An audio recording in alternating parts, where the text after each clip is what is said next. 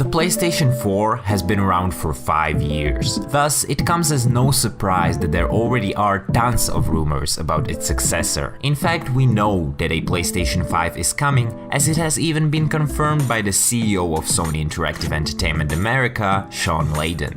But when will it be released? How powerful will it be? And which studios are working on PS5 games as we speak?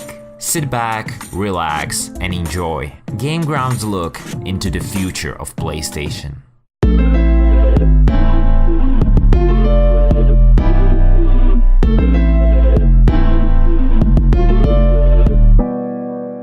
Video games are looking better and better each year. There's no doubt that PS4 exclusives like God of War have amazing graphics. On the other hand, with some third-party titles, for instance Assassin's Creed Origins, Shadow of War, or The Witcher 3, the difference between PC and PlayStation is noteworthy. This gap keeps getting larger, and that's why there will naturally be a demand for more powerful next-generation consoles from gamers and game developers alike. As a matter of fact, game studios are working with the PS5 already. According to Marcus Sellers, industry insider with a solid track record, third-party studios have had access to PS5 dev kits since early 2018. Thanks to that, many specs of the console have leaked. So, we have quite a good idea about what hardware will be inside the PlayStation 5. God.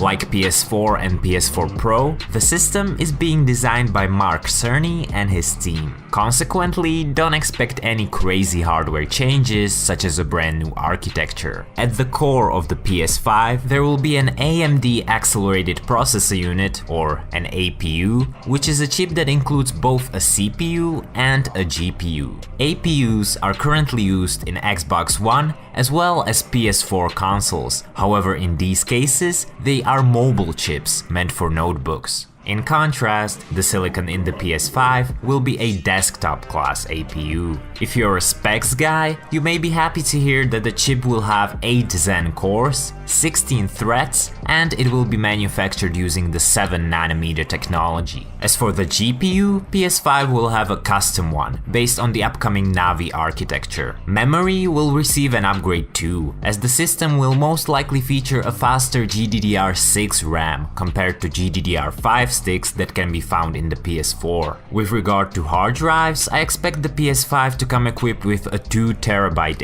HDD, since the size of games keeps increasing. In an ideal world, next-gen consoles would be based solely on flash storage, which would make them noticeably faster and quieter. Nevertheless, high-capacity SSDs are unfortunately still way too expensive. Thus, in my opinion, the best-case scenario in the real world is that we'll get a combination of both a smaller but super fast flash memory and a large traditional spinning hard drive. Another drive that may stick around is an optical drive. The PS4 Pro doesn't support 4K Blu-rays, and it's hard to say whether PS5 will, but what I'm personally convinced about is that the PS5 will feature an optical drive of sorts. Why? Well, for one thing, even though the PlayStation Store is making more and more money each year, the majority of revenue in console gaming is even now made at retail. In addition, Sony made huge emphasis on the ability to share disc-based games when revealing the PS4 in 2013.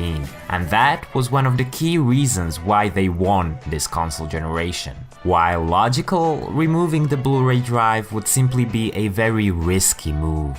Just heard you there. When a gamer buys a PS4 disc, they have the rights to use that copy of the game. They can trade in the game at retail, sell it to another person, lend it to a friend, or keep it forever.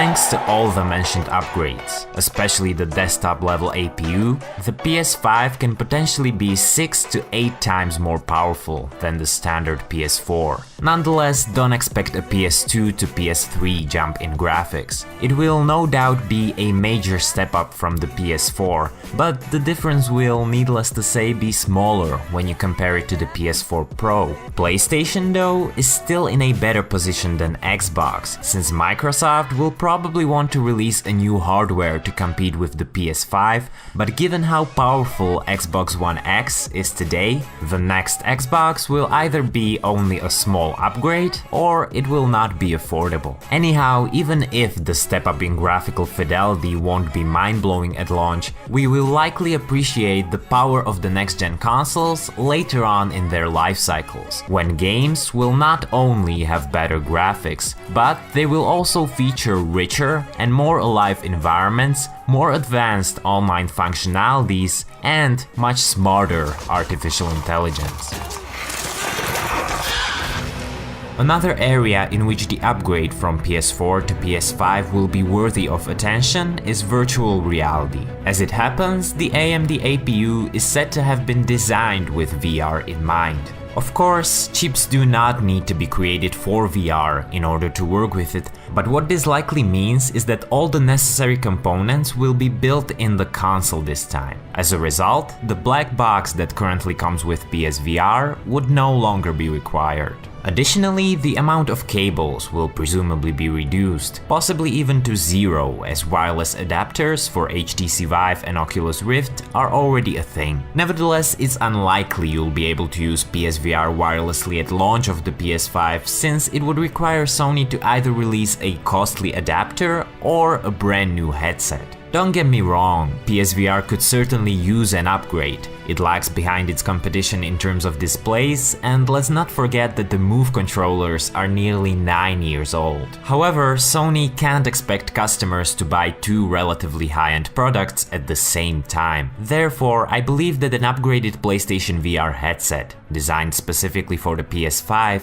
is coming, but it will be released a few years after the console itself. What will naturally come out alongside the console is a new controller. While there haven't been any rumors about the features of a DualShock 5, it likely won't be too different from its predecessor, since the PS4 gamepad is considered to be one of the best out there. If there's one problem with the DualShock 4, it is its short battery life. Sony can, however, easily solve this by removing the touchpad. It consumes a lot of energy and it isn't utilized well by most titles. The current gamepad has a built-in speaker and a headphone jack, so a possible DualShock 5 feature that naturally comes to mind is a built-in microphone. Furthermore, hardcore gamers have been longing for an official customizable DualShock ever since the Xbox Elite controller has been released. Thus, it's possible Sony will offer a more premium version of the PS5 gamepad as well.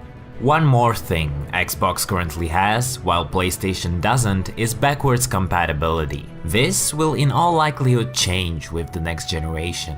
The reason why the PS4 isn't backwards compatible with the PlayStation 3 is that they are based on two completely different architectures. The PS3 was one of the few products using the complex cell technology, while the PS4 is built around the standard x86 architecture used by virtually all contemporary computers. The PS5 will also be based on the x86 architecture, and as it was mentioned, it will have an AMD APU, just like its predecessor. For these reasons, backwards compatibility with PS4 and PS4 Pro will almost certainly be one of the features of the PlayStation 5. And that is what we know about the hardware of the PS5, but what truly makes or breaks any console are not its components, but the games.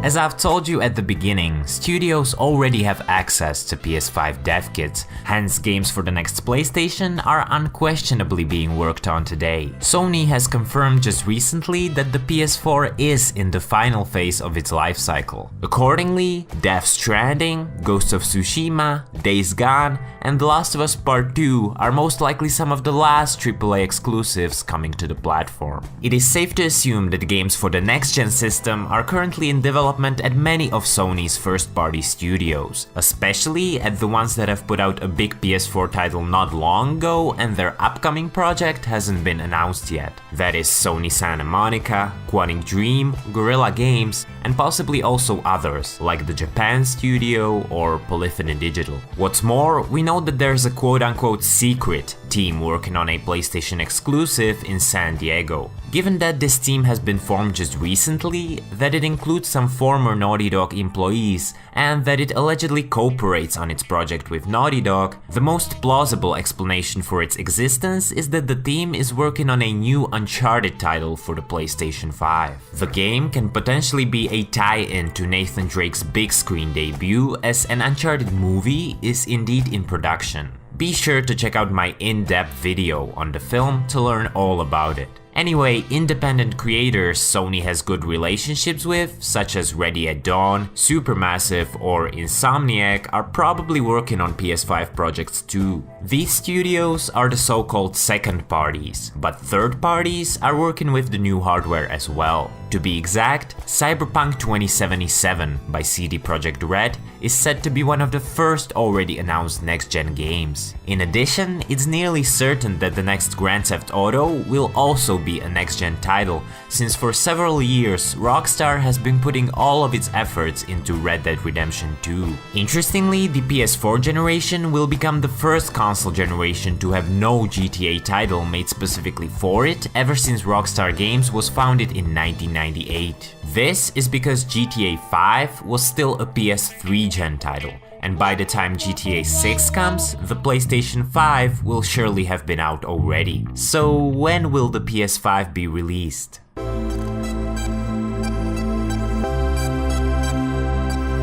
Historically, a new PlayStation console was always released give or take 6 years after the one preceding it, which means that the PS5 could be launched around the fall of 2019. According to hardware experts from Digital Foundry, late 2019 is actually the earliest time frame the PS5 could realistically come out in, as neither the GDDR6 memory nor the AMD APUs will be ready for mass production prior to that. Therefore, I believe it's safe to say that the PS5 will be released either in the fall of 2019 or in 2020.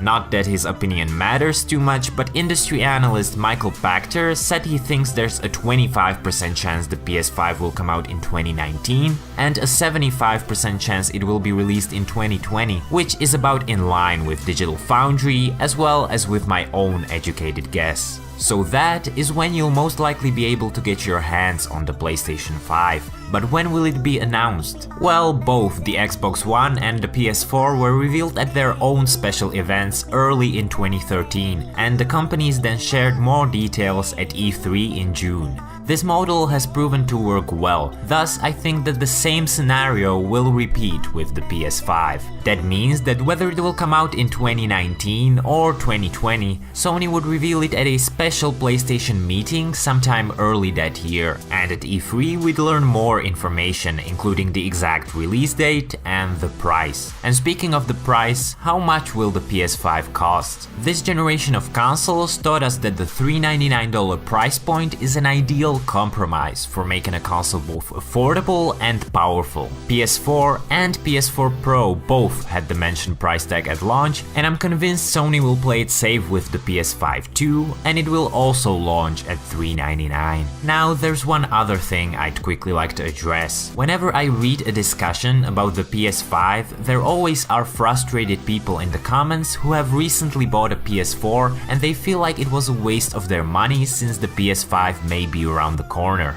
If that's your case, let me tell you, your money was well spent. The fact that the PS5 is coming doesn't make the PS4 any less amazing. Its library includes countless incredible titles, and it will only expand with games we can already call masterpieces like The Last of Us Part 2 still yet to come. The PS4 is simply must-have, and even if you bought it right before stumbling upon this video, it was a good decision. With the PlayStation 5, it is my belief that Sony will deliver a next-gen system gamers desire. One that will have an excellent lineup of games from both first and third-party developers. One that will be ready for the future while offering backwards compatibility. One that will be significantly more powerful while still being affordable. If they do this, and I'd say the chances are high, the future of PlayStation will be, in my opinion, very bright. Do you agree? Share your thoughts in the comment section, please subscribe and turn on notifications not to miss my upcoming videos. Until then, this has been Game Ground. See you around.